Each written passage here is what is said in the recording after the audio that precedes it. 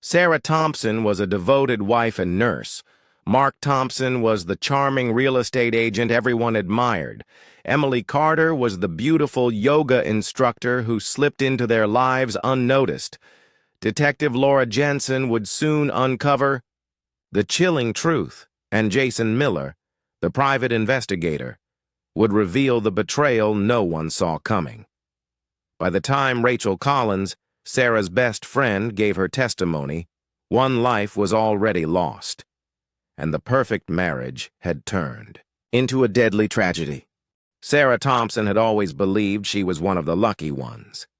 From the outside, her life looked nearly perfect. A beautiful two-story home in the suburbs, a steady career as a nurse at the local hospital, and a handsome, successful husband. Mark Thompson was everything she had dreamed of in a partner: ambitious, charming, and attentive. Together, they were the couple everyone at the neighborhood block parties admired. People spoke about them with envy, commenting on how effortlessly they seemed to balance careers, a social life, and marriage. Their social media accounts were filled with smiling vacation photos, romantic anniversary posts, and snapshots of weekend brunches. But like many things, the picture-perfect surface masked a reality far more complicated. Over the past year, Sarah had begun to sense subtle changes. Mark, once eager to spend time together, now often came home late, blaming work or last-minute client meetings. His phone, once left carelessly on the kitchen counter, now rarely left his side. At first, Sarah brushed it off. She told herself that Mark's real estate business was booming, that he was just under pressure, that every marriage goes through rough patches. But deep down, a gnawing feeling had taken hold. It wasn't just the late nights. Mark had grown distant. Simple moments that once mattered, watching a movie together, taking walks after dinner, sharing details of their day, were fading away. He was distracted, impatient, and often irritable. When Sarah suggested they plan a weekend getaway to reconnect, Mark dismissed it, saying the timing wasn't right. Friends began to notice the change, too. Rachel Collins, Sarah's best friend since college, asked carefully over coffee one afternoon if everything was okay at home. Sarah laughed it off, insisting they were just busy, that work was stressful, that life was pulling them in different directions. But inside, she felt the weight of doubt pressing down. Sarah tried to fix things on her own. She cooked Mark's favorite meals, surprised him at his office with coffee, and even planned a romantic dinner at home. Mark appreciated the gestures on the surface, but his attention never seemed fully there. His eyes flickered to his phone during dinner, his responses were vague, his smiles were half-hearted. Then came the moment that shattered the illusion. Sarah had been feeling off for several weeks. Low energy, discomfort, symptoms she couldn't ignore. As a nurse, she understood her body well and decided to get checked. When the test results came back, they blindsided her. Chlamydia, an STD she knew she couldn't have contracted anywhere but at home. Staring at the printed results in her shaking hands, Sarah felt the walls of her world collapse. The man she had trusted, the marriage she had worked to protect, the life she had built. It all began to unravel in an instant. Questions raced through her mind, each darker than the last. She had no answers, only a deep sense of betrayal. But one thing became clear: her perfect marriage wasn't perfect at all. And soon the truth would rip through their lives in ways she could never have imagined. The shock of the test results hit Sarah like a tidal wave. She sat alone in her car in the clinic parking lot, gripping the paper so tightly that it crumpled in her hands. Her mind raced in every direction, but all her thoughts collided in one sickening truth. Mark had been unfaithful. She stared blankly through the windshield, watching people come and go, laughing and talking, completely unaware that her world had just crumbled. Sarah's first instinct was denial. She replayed the last year in her head, grasping at any explanation. That didn't involve Mark cheating. Maybe there had been a lab error. Maybe the test was wrong. Maybe it was something from the past that had somehow gone unnoticed. But as a nurse, she knew better. The science was clear, the test was accurate, and the truth was unavoidable. She went home that night, trying to act normal, but her heart was pounding in her chest. Mark arrived later than usual, casually tossing his keys on the table and mumbling something about a late client meeting. Sarah watched him closely as he moved around the house, feeling like she was looking at a stranger. Every gesture, every word, every glance at his phone now carried a hidden meaning. She wanted to confront him right there in the kitchen, to scream and demand the truth. But the words caught in her throat. She was terrified of hearing him admit what she already knew. For the next few days, Sarah fell into a quiet panic. She searched Mark's pockets when he wasn't looking, checked his phone for messages when he was in the shower, and watched his every move. She barely ate, barely slept, and at work, her friends noticed her sudden distraction. Rachel, her best friend, called one night to check in, but Sarah brushed her off with a quick excuse. She wasn't ready to share her shame, her confusion, or her heartbreak with anyone. When Sarah finally did confront Mark, it was a disaster. She stood in the bedroom doorway, holding the test results in trembling hands. Mark stared at her in disbelief and immediately went on the defensive. He claimed she must have made a mistake, that the results were wrong, that maybe she had been exposed at the hospital. His denial was cold and calculated, and it left Sarah feeling even more isolated. But deep inside, she knew the truth. Mark's refusal to come clean only fueled her need for answers. Sarah realized she couldn't get them from him, so she turned to someone else. Hiring Jason Miller, a local private investigator, was something Sarah never thought she would do. She felt embarrassed making the call as if she were admitting defeat, but desperation overpowered her pride. Jason was professional and discreet. Within days, he had a plan. Track Mark's movements, monitor his calls, and dig into his financial records. Sarah handed over the details and waited, her heart pounding every time her phone buzzed. What Jason uncovered over the next week would not only confirm Sarah's worst fears, but reveal a betrayal even deeper than she imagined. When the private investigator, Jason Miller, returned with his findings, Sarah felt her stomach twist into knots. She had expected bad news, but nothing prepared her for the brutal reality of Mark's double life. Jason handed Sarah a folder thick with photographs, receipts, and logs. There, in full color, was Mark, arm around a young woman, laughing over drinks at an upscale downtown restaurant, his hand brushing her hair as they walked into a building Sarah had never seen before. Page after page confirmed what Sarah had feared. Mark wasn't just cheating. He was living another life entirely. The woman was Emily Carter, a 25-year-old yoga instructor who taught at a trendy studio near the city center. She was young, beautiful, and vibrant. The kind of woman Mark never mentioned, yet somehow found time to see several times a week. Jason's report detailed late-night rendezvous, weekend getaways disguised as business trips, and even the lease on an apartment that Mark had secretly rented in the heart of the city.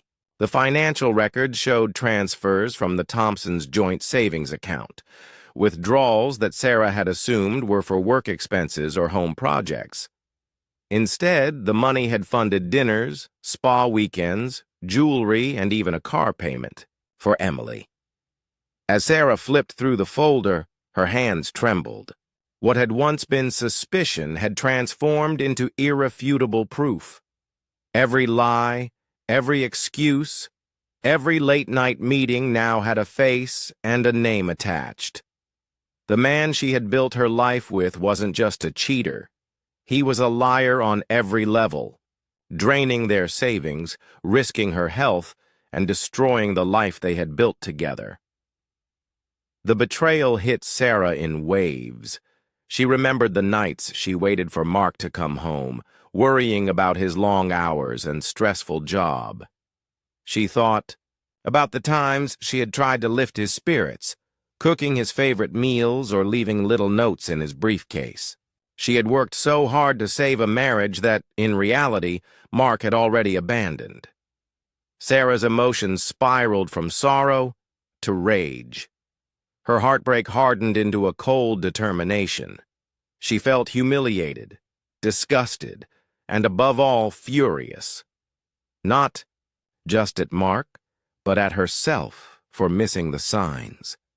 She realized now how expertly he had manipulated her, weaving a web of lies while carefully managing his image as the devoted husband.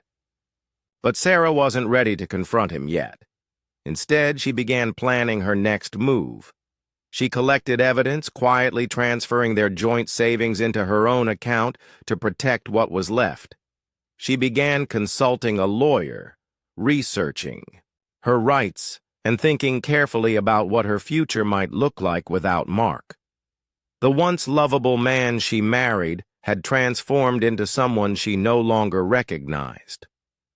And as Sarah sat alone in the bedroom they once shared, staring at a picture of their wedding day, one thought kept echoing in her mind. This wasn't going to end with divorce papers. It was going to end with a reckoning. Sarah spent the next week in a state of quiet, simmering rage. She went through the motions of her daily life, going to work, answering friends' texts, sitting across from Mark at the dinner table. But underneath, her mind was racing. The man sitting across from her, smiling faintly as he scrolled through his phone, was a stranger. Every word he spoke sounded rehearsed. Every gesture felt false. Sarah's heart pounded in her chest whenever she thought about the lies, the affair, the money stolen from their savings. She was living with a man she no longer trusted, and every hour under the same roof made her feel more suffocated. By the time she suggested a weekend getaway, Sarah had already made up her mind.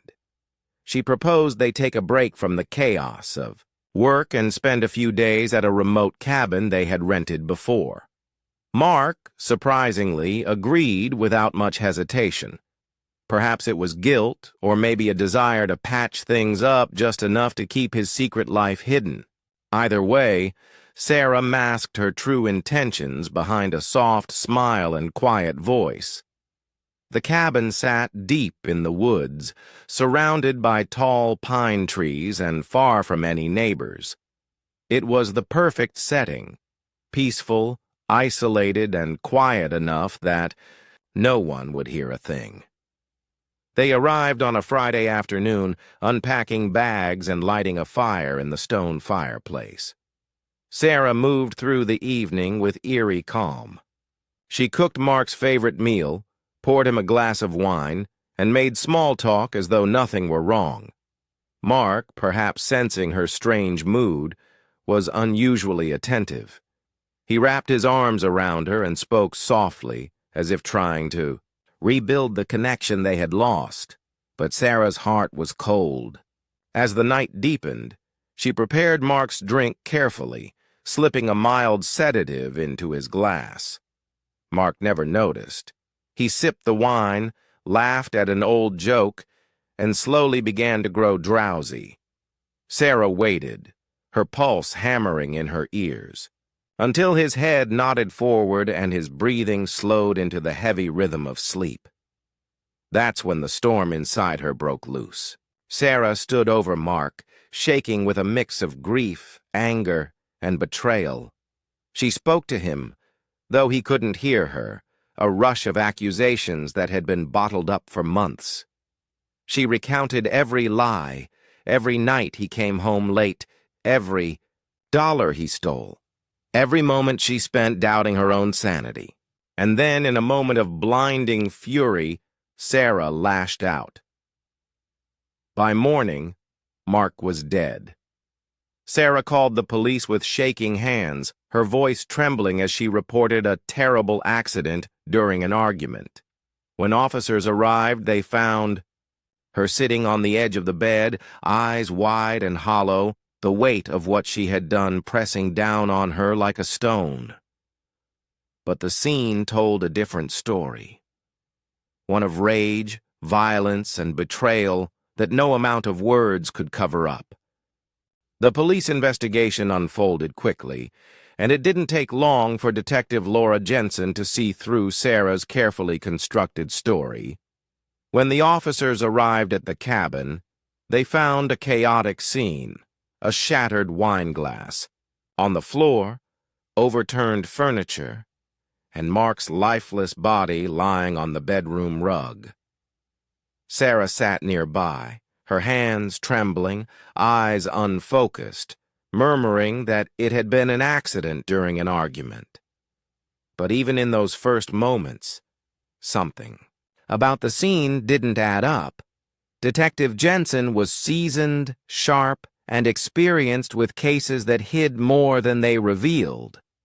As she walked through the cabin, taking in the details, she noted the inconsistencies. The wine glass had been broken near the fireplace, yet Mark's body was in the bedroom. The bed covers were undisturbed despite Sarah's claim that they had struggled on the bed before the fall. And most telling of all, the empty bottle of sedatives hidden behind the bathroom mirror, a detail Sarah had overlooked in her panicked cleanup. While the cabin was still being processed, the investigation moved quickly back to Sarah and Mark's life at home. Interviews with friends and family revealed a picture very different from the public image Sarah had tried to preserve. Rachel Collins, Sarah's closest friend, reluctantly admitted that Sarah had been unraveling in recent weeks, showing signs of deep stress, anxiety, and anger. The private investigator, Jason Miller, came forward with his findings, sharing the folder of evidence Sarah had asked him to collect, a folder now serving as a clear motive. Detective Jensen knew the pieces were falling into place. The affair, the money, the betrayal, the health scare, all of it pointed toward a marriage teetering on the edge of collapse. But what pushed Sarah over that edge was not just betrayal. It was the devastating realization that she had spent years living in a carefully constructed lie. Sarah was arrested days later, and the media seized on the story with ruthless intensity. Headlines splashed across newspapers, and news channels painted a picture of a woman scorned, a perfect marriage shattered, and a suburban nightmare turned deadly. Cameras lined the courthouse steps as Sarah, pale and expressionless, was led inside for questioning. During the trial, the courtroom filled with whispers as the evidence was laid out. Forensic experts testified about the sedatives, the blunt force trauma, the staged crime scene. Rachel sat quietly in the back row, occasionally dabbing her eyes, while Jason Miller testified with a calm, factual tone that left no room for doubt. In the end, Sarah's fate was sealed not just by what she had done, but by the tragic unraveling of the life she once thought was safe. As the verdict was read, she sat motionless, her eyes fixed on the floor. The story that had once seemed like a simple tale of infidelity had spiraled into a devastating chain of events no one could have predicted. And as Sarah was led away, Detective Jensen watched from the back of the courtroom, wondering, as she often did, how love could so easily turn into something deadly.